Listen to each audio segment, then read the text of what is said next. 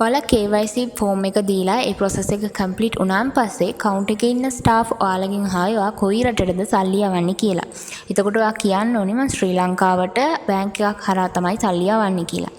ඊට පස්සේ කවුන්ටරේ ඉන්න ස්ටාෆ් ඔයාගෙන් බැංක් විස්තර ටික ඉල්ලයි.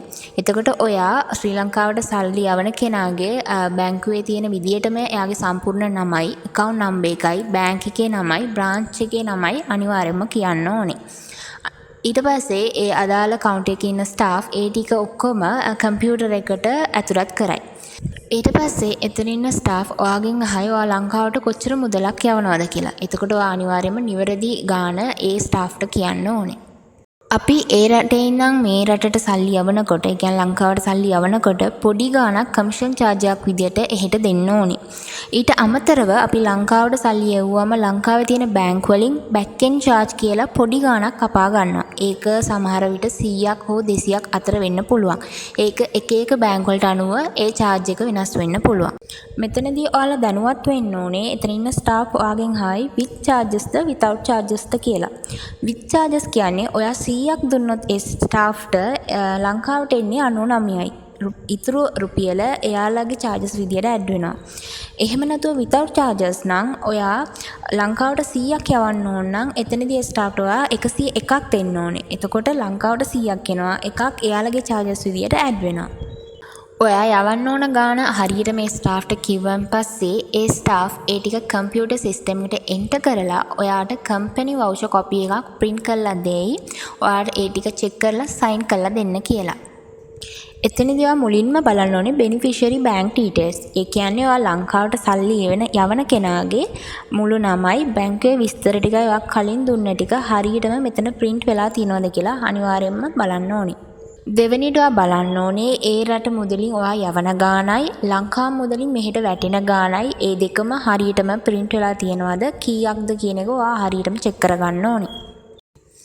අන්තිමට ඔයා check කරන්න ඕනේ ඔයාගේ විස්තරය කියන්නේ එතන mention වෙලා ඇති remitter details කියලා. එතනදී ඔයාගේ නමයි, nationality එකයි, ID number එකයි, mobile numbers එකයි මේ ටික හරියටම තියෙනවද කියලා ඔයා check කරන්න ඕනේ.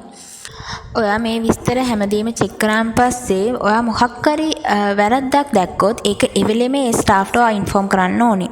එතකොට ඒ ස්ටාෆ් ඒ ටික කරෙක්ට් කරලා ආයෙත් ඔයාට කොපියක් print කරලා දෙයි. ආයෙත් චෙක් කරලා sign කරලා දෙන්න කියලා. ඉතින් ඔයා ආයෙත් මේ විස්තර ටික මුලින් ඉඳන් චෙක් කරලා හැමදේම හරිනම් sign කරලා දෙන්න ඕනේ.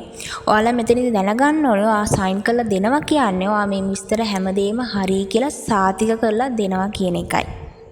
ඔයා සයින් කරලා ඉවර වුණාට පස්සේ ඔයා සයින් කරපු වවුචර් එකයි යවන සල්ලි ගාණයි ඒ අදාළ ස්ටාෆ්ට ඔයා දෙන්න ඕනේ. ඉතින් ඒ ස්ටාෆ් ඒක අප්‍රූව් කරලා කම්පියුටර් සිස්ටම් එකට එන්ටර් කරලා ට්‍රාන්සැක්ෂන් එක කම්ප්ලීට් කරයි. අන්තිමට ඒ ස්ටාෆ් ඔයාට කස්ටමර් වවුචර් කොපි එකක් දෙයි. ඒ කියන්නේ ඔයා සල්ලි යවන එකේ රිසිප්ට් එක. මේක අනිවාර්යෙන් ඔයා පරිස්සමින් තියාගන්න ඕනේ. මේ හැමදේම ඉවර වෙලා account එකෙන් යන්න කලින් ඔයා අනිවාර්යයෙන්ම check කරන්න ඕන ඔයාගේ ඉතුරු මුදලයි ඊට අමතරව ඔයාගෙන ආපු ID එකයි mobile ඔයාගේ purse මෙන්න මේ දේවල් පරිස්සමින් තියෙනවද කියලා check කරලා එතන ඉන්න කෙනාට ඔයා thank you කියලා පිටව යන්න පුළුවන්. අන්තිමට අපි බලමු වැදගත් කාරණා ටිකක්. ගොඩක් ශ්‍රී ලාංකිකයින් පොදුවෙන් කරන වැරදි. ලංකාවට සල්ලි යවනකොට ඒ ලංකාවට සල්ලි යවන කෙනාගේ account number එක විතරක් දෙනවා ඒ අදාළ බැංක් එකේ හෝ branch එකේ නම කිසිම දෙයක් දෙන්නේ නැතුව. සමහරක් අය කොළ කෑල්ලක වැරදි account number එකක් ලියලා ගෙනත් දෙන්න පුළුවන්. සමහරක් අය සල්ලි යවන්න කියලා clear නැති bank book එකේ photo එකක් පෙන්නනවා. මින් සමහරක් අය කාටද සල්ලි යවන්නේ කියලාවත් දන්නේ නැතුව ඇවිල්ලා විස්තර දෙන්නත් පුළුවන්. ඉතින් අපි අනිවාර්යයෙන්ම මේ වැරදි ටික මග අරින්න ඕනේ. ඉතින් ඔයා සල්ලි දාන්න යනවා නම් අනිවාර්යයෙන්ම මේ හැම විස්තරයක්ම කලින්ම සූදානම් කරගෙන අරන් යන එක වටිනවා.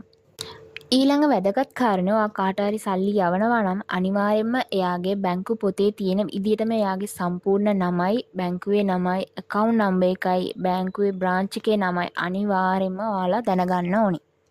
මේ ගැන ඔයාගේ පවුලේ කට්ටියටත් දැනුවත් කරලා තියන්න. ඒක වටිනවා. ලංකාවේ ඉන්න ගොඩක් අයගේ නම් දිග වැඩි. සමහර විට මේ සම්පූර්ණ නමම සිස්ටම් එකට එන්ටර් කරන්න බැරි වෙන්න පුළුවන්. ඒ හින්දා ඒ නම් වලින් වාසගම් ටික ඉනිෂියල් විදියට හරවලා එයාගේ අදාළ නම විතරක් දෙන්න උත්සාහ කරන්න.